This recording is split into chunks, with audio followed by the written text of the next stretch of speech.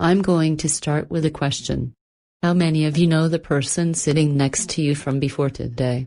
Interesting. So, do you remember the first conversation that you ever had with that person? You know, conversations are links. Let's imagine every conversation to be a tiny metal link. And every time you talk to a stranger, a metal link is formed. And every conversation that you have after that moment, the link gets stronger and stronger.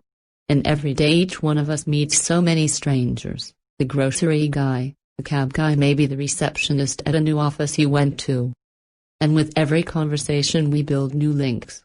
Until finally at the end, we've created a kind of massive World Wide Web of conversation. World Wide Web. It's a catchy word. I think I've heard that somewhere. That's it, right? A conversation. It's a fascinating thing. A conversation is an adventure. A conversation gives you a whole new perspective. A conversation opens a door. Conversations can make war and conversations can make peace. And conversations define who we are as a human race. Think about this. Every single person in your life was once a stranger to you. And you knew nothing about them until you had that first conversation. So I'm here today to tell you to talk to strangers, to have a conversation. And I'm here to tell you how. 7 ways that you can make a conversation with almost anyone. Strangers, they were everywhere. And we've always been told, don't talk to strangers. But I beg to differ. Every stranger comes with an opportunity to learn something new, an opportunity to have an experience you've never had or hear a story that you've never heard before. And you've had that moment, right? You're in the room with someone you don't know, and you look across the room, you see a stranger, and you think, I want to talk to this person. And you can almost hear the first word, but it just won't come out. It kind of gets stuck about here, it kind of goes up and down and you don't know. You know what? Here's my advice, just say it. What's the worst that can happen? They want to talk to you. Well, they're not talking to you now. The first word, floodgates. I truly believe that the first word acts as a floodgate. You know, once you said the first word, everything else just flows. So keep it simple. A hi, a he, a hello. And do what every good bowler does. Just gather the enthusiasm, the positivity, the energy, put on a big smile and say, hi. I know. There's going to be that strange moment right now. Turn to someone sitting next to you. Stick your hand out and say hello. Go on. Why is she making us do this? The first word, floodgates.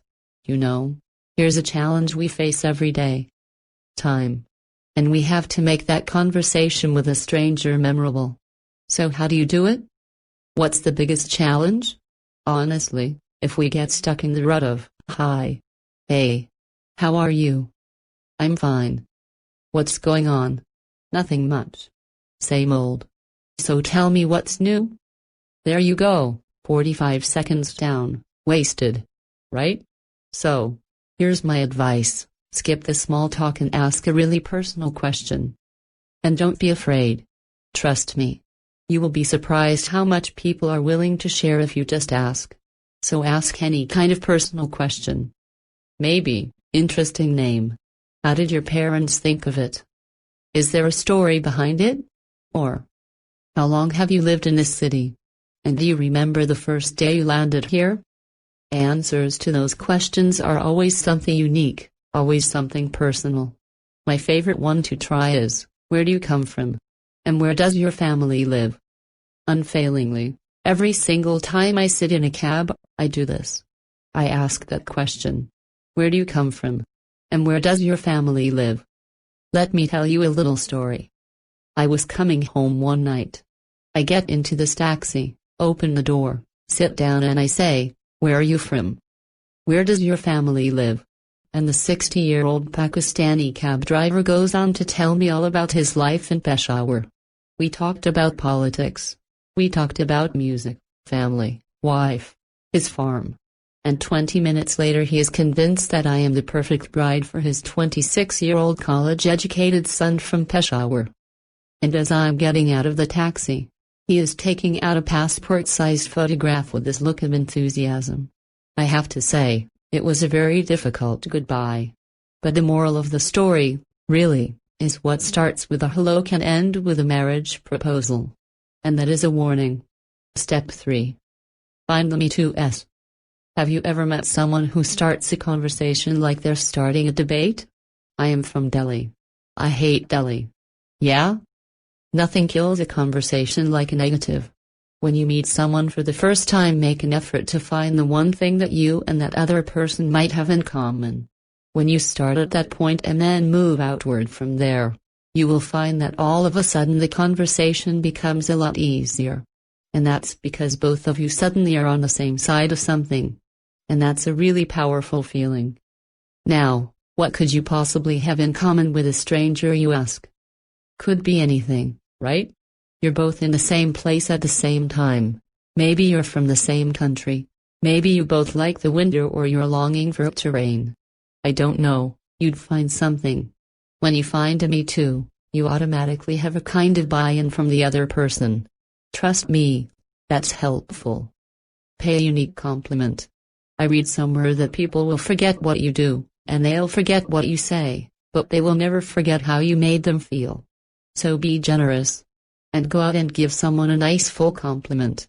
So, I have this belief about a compliment immunity meter, and it comes from this experience I had when I met this gorgeous supermodel. And I look at her and I say, "Oh, you are beautiful." And there is no reaction on her face. And I think to myself, how? That's when I realized. She is immune to the word beautiful. She's probably heard it 100,000 times today. And if she's on social media, she's heard it 1,000,000 times today. There are some words that each of us have developed an immunity to. It could be nice, it could be awesome, it could be cool. Stay away from these. Try and construct a compliment that's unique and genuine, and you don't have to lie. Really.